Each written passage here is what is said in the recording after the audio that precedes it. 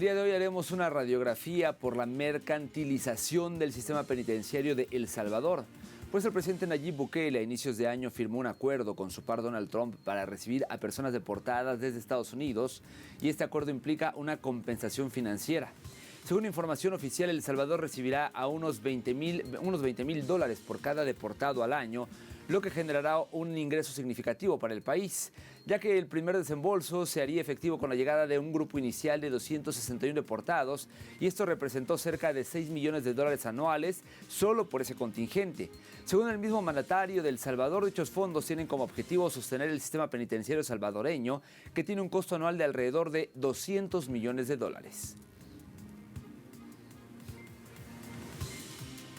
En este contexto, recordemos que el trato de presos por dinero lo concretaron Bukele y el secretario de Estado estadounidense Marco Rubio.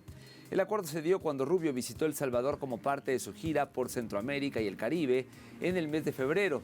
En lo que respecta a la economía del acuerdo, Bukele no oculta sus intenciones. El propio mandatario afirmó que El Salvador tendría sus beneficios económicos desde el primer envío de deportados, una cifra que consideró es mínima en comparación con los $200 millones anuales que cuesta mantener el sistema penitenciario del país.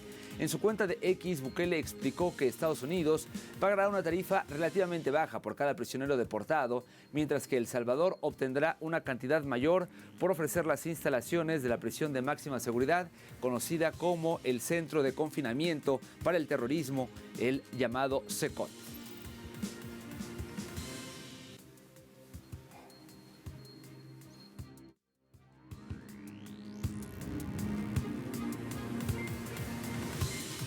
Ahora, la interrogante es si el sistema penitenciario está privatizado. Bueno, vamos a revisar. Ahora la interrogante es si El Salvador está de esta manera. Mire, el monto es obligatorio, ya que los reos no pueden recibir nada de fuera. O pagan o sus parientes no comen, no tienen acceso a papel higiénico o a vestimenta. Aunque no están detallados los artículos a recibir, según los familiares solo saben que se distribuyen unos $35 por la alimentación, 15 por artículos de higiene, 30 por vestimenta, 20 por limpieza de área y 70 por misceláneos. Insisto, estos montos los tienen que pagar los familiares de las personas ahí recluidas.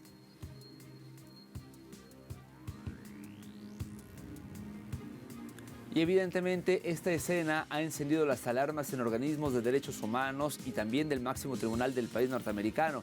Revisemos los hechos recientes.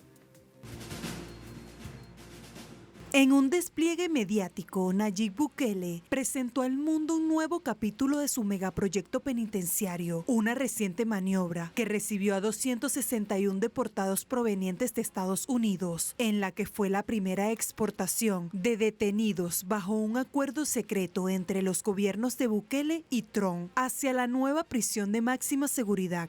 Es preciso indicar, entre los traslados se encuentran un gran número de migrantes venezolanos acusados por el gobierno de Trump de pertenecer a la banda del Tren de Aragua. Sin embargo, estas acusaciones son infundadas. De hecho, horas antes de la salida del vuelo con los deportados, un juez federal estadounidense ordenó la detención de la operación, exigiendo el regreso de los aviones en el aire. No obstante, la administración de Trump desobedeció la orden. Ante esta situación, el gobierno de Venezuela condenó la medida tajantemente.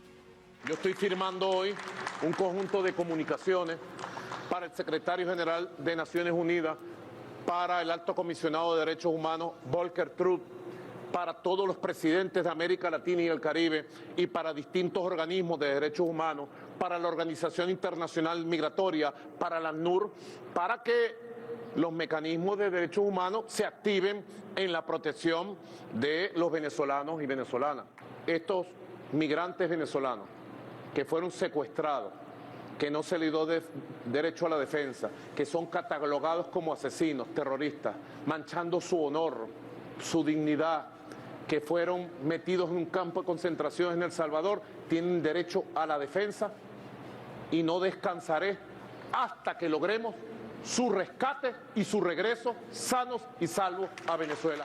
Expertos legales y defensores de derechos humanos están preocupados por la falta de transparencia en los procesos judiciales que se aplicarán a los deportados, sumado al riesgo de que no solo se deporten presuntos criminales, sino también migrantes indocumentados, en el marco del programa de deportaciones masivas que implementó Trump. Por lo tanto, creemos que la ley de enemigos extranjeros no se puede utilizar en este contexto, pero incluso si se pudiera, lo que le dije a la juez hoy fue que debe haber un debido proceso individual. Si una persona no cree que es miembro de la pandilla puede demostrar eso, entonces no está sujeta a la proclamación. Sin embargo, la administración no solo ha invocado la ley de una manera ilegal, sin precedentes, sino que se ha negado a dar a las personas la oportunidad de demostrar que en realidad no son parte de la pandilla. Y por eso no sabemos si todas las personas han sido expulsadas hasta ahora, porque el gobierno lo hizo en secreto, y de hecho, firmó la proclamación en secreto, pero ya sabes, ya advertiría a la gente que acepta al pie de la letra la caracterización de la administración de todos estos hombres. Hemos visto una y otra vez en las últimas 7 semanas que el gobierno exagera a quien ha detenido. Lo vimos en Guantánamo. Originalmente dijeron que todo esto era lo peor de lo peor. Quedó claro muy rápidamente que muchos de ellos no tenían ninguna violación penal en absoluto, o una violación penal menor, o simplemente una violación de inmigración. Al mismo tiempo, esta situación despertó las alarmas en organizaciones internacionales de derechos humanos, sugiriendo que Bukele y Trump están creando un Guantánamo centroamericano, emulando la prisión militar de alta seguridad que Estados Unidos tiene en Cuba. La metáfora resulta pertinente, dado que al igual que la prisión de Bahía de Guantánamo, el SECOC podría convertirse en un centro de detención fuera del alcance de las normativas legales que regulan los derechos humanos.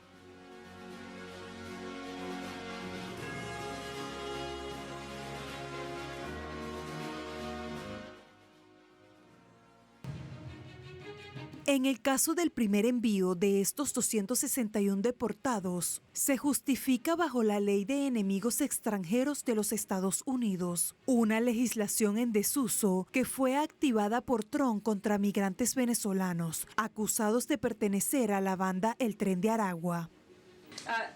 No, de hecho, esta administración actuó en el marco de la ley, nuevamente dentro de la autoridad constitucional del presidente y de la facultad que le otorga la ley de enemigos extranjeros. Tenemos absoluta confianza en ello y en que ganaremos este caso en los tribunales.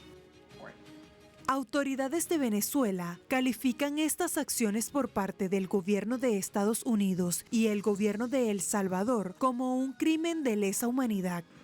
Pueden montar toda la patraña que quieran montar, pero al final del día es un secuestro vulgar de personas que nacieron en tu mismo país. Es un crimen de lesa humanidad. No solamente vamos a aplicar la ley Simón Bolívar, no. Nosotros vamos a ir también a las instancias internacionales porque esto es un crimen de lesa humanidad. Lo que se está cometiendo contra los venezolanos secuestrados en El Salvador y contra los migrantes venezolanos en los Estados Unidos de América es un crimen de lesa humanidad y así lo vamos a denunciar en todas las instancias internacionales existentes. Hay que señalar que la ley estadounidense denominada Ley de Enemigos Extranjeros hasta ahora solo se ha usado 3 veces durante la Guerra de 1812, la Primera Guerra Mundial y la Segunda Guerra Mundial. Sin embargo, algunos analistas apuntan que esta ley podría representar una grave violación de los derechos humanos, dado que las personas fueron deportadas y enviadas directamente a una prisión de máxima seguridad sin haber sido juzgadas ni enfrentado un debido proceso legal. Hacemos una segunda pausa en la emisión del día de hoy y al regreso de nuestro recorrido digital le estaré platicando que Sheinbaum vaticina que la 4T salvará a México frente a la imposición arancelaria de Estados Unidos. Ya volvemos.